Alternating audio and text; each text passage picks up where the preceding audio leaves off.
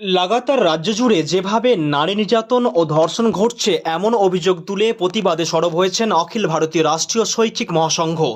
এদিন তারা রামপুরহাট শহরের কামারপট্টি মোড়ে আনুমানিক সন্ধ্যা ৬টার সময় একটা পথসভা করেন।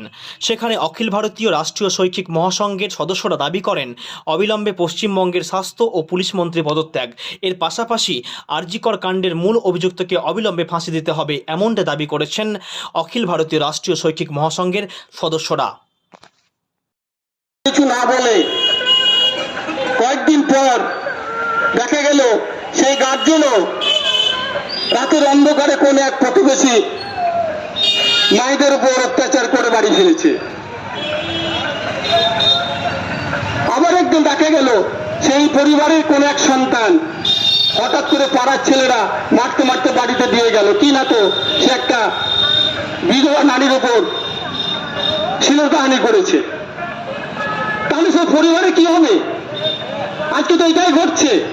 আজ গার্জিয়ান ঠিক নেই, প্রশাসন ঠিক নেই, সন্তানরা কি করে চলবে? গার্জিয়ানের আদর্শ নেই, নীতি নেই, মূল্যবোধ নেই, তাহলে সেই পরিবারের সন্তানরা কি শিখবে, কি সংস্কার পাবে, কি সংস্কৃতি পাবে?